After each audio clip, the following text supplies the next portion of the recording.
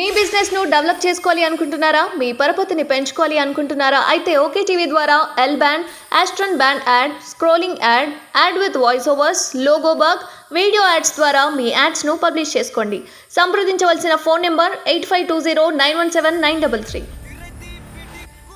Right, ప్రస్తుతం ముందు మాట్లాడడానికి మంత్రి శ్రీధర్ బాబు గారు ఉన్నారు. సార్ చెప్పండి,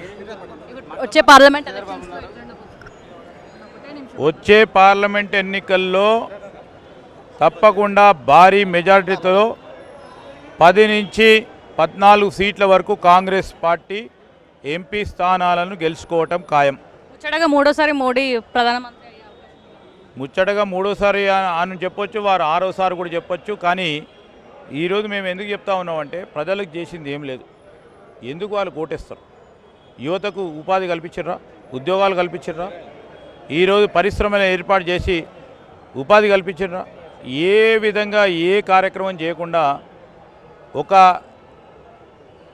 వ్యవస్థను ఉపయోగించుకొని, ఓ వ్యక్తిని ఉపయోగించుకొని చేసే ప్రయత్నంలో అసలు పార్టీనే మర్చిపోతూ ఉన్నారు. బీజేపీ పార్టీగా లేదు. ఏదైనా మీరు పోస్టర్లు చూడండి, ఏదైనా వారికి సంబంధించిన అంశం చూడండి, బీజేపీ ఇది గ్యారంటీ ఇస్తుందని చెప్తలేరు, మోడీ గ్యారంటీ అంటున్నారు. మోడీ గ్యారంటీ అంటే ఓ వ్యక్తిగా చెప్పే అనేక అంశాలను గ్యారంటీగా చెప్పి ప్రజల వద్దకు తీసుకెళ్తా ఉన్నారు. ప్రజలు అన్నీ గమనిస్తూ ఉన్నారు.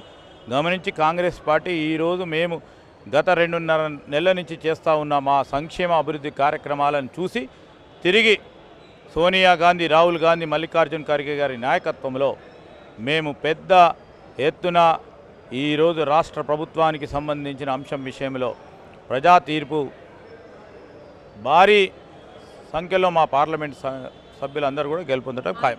పక్కన పెట్టి 6 గ్యారెంటీలను ఎవడు పక్కన పెట్టలే.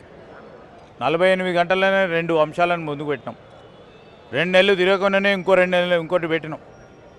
100 రోజుల్లో మొదలు పెడతాం అని చెప్పినాం, కానీ 100 రోజులు కాకముందే మొదలుపెట్టినాం. మేడిగడ్డ అనేది రైతులకు సంబంధించిన అంశం, 1,00,000 కోట్ల రూపాయలు వెచ్చించిన అంశం. 1,00,000 కోట్ల రూపాయలు వెచ్చించి ఈరోజు 1 ఎకరానికి కూడా నీరు అందించకుండా ప్రజాధనం వృధా అవుతుంటే 3 నెలల నుంచి ప్రభుత్వంలో ఉండి ప్రజలకు సంబంధించిన అంశం విషయంలో మాట్లాడకుండా ఉంటేనే అది చేతనైన ప్రభుత్వంగా వారి ఆలోచన. కానీ మేము ప్రభుత్వంలో ఉన్నాం, ప్రజలకు సంబంధించిన ఏ అంశానైనా సూక్ష్మంగా పరిశీలన చేస్తాం, సూక్ష్మంగా ఆలోచన చేస్తాం, సాంకేతిక నిపుణులతో మాట్లాడతాం, వారి బండారాన్ని బయట పెడతాం. రైట్, ప్రస్తుతం ముందు మాట్లాడడానికి మంత్రి శ్రీధర్ బాబు గారు ఉన్నారు. సార్ చెప్పండి, వచ్చే పార్లమెంట్ ఎన్నికల్లో తప్పకుండా భారీ మెజారిటీతో 10 నుంచి 14 సీట్ల వరకు కాంగ్రెస్ పార్టీ ఎంపీ స్థానాలను గెలుచుకోవటం ఖాయం. ముచ్చటగా మూడోసారి మోడీ ప్రధానమంత్రి అయ్యే అవకాశం. ముచ్చటగా మూడోసారి అని చెప్పొచ్చు, వారు 6వసారి కూడా చెప్పొచ్చు. కానీ ఈరోజు మేము ఎందుకు చెప్తా ఉన్నామంటే, ప్రజలకు చేసింది ఏం లేదు, ఎందుకు వాళ్ళు కోటేస్తారు? యువతకు ఉపాధి కల్పించర్రా, ఉద్యోగాలు కల్పించర్రా, ఈరోజు పరిశ్రమలు ఏర్పాటు చేసి ఉపాధి కల్పించర్రా? ఏ విధంగా ఏ కార్యక్రమం చేయకుండా ఒక వ్యవస్థను ఉపయోగించుకొని, ఓ వ్యక్తిని ఉపయోగించుకొని చేసే ప్రయత్నంలో అసలు పార్టీనే మర్చిపోతూ ఉన్నారు. బీజేపీ పార్టీగా లేదు. ఏదైనా మీరు పోస్టర్లు చూడండి, ఏదైనా వారికి సంబంధించిన అంశం చూడండి, బీజేపీ ఇది గ్యారంటీ ఇస్తుందని చెప్తలేరు, మోడీ గ్యారంటీ అంటున్నారు. మోడీ గ్యారంటీ అంటే ఓ వ్యక్తిగా చెప్పే అనేక అంశాలను గ్యారంటీగా చెప్పి ప్రజల వద్దకు తీసుకెళ్తా ఉన్నారు. ప్రజలు అన్నీ గమనిస్తూ ఉన్నారు.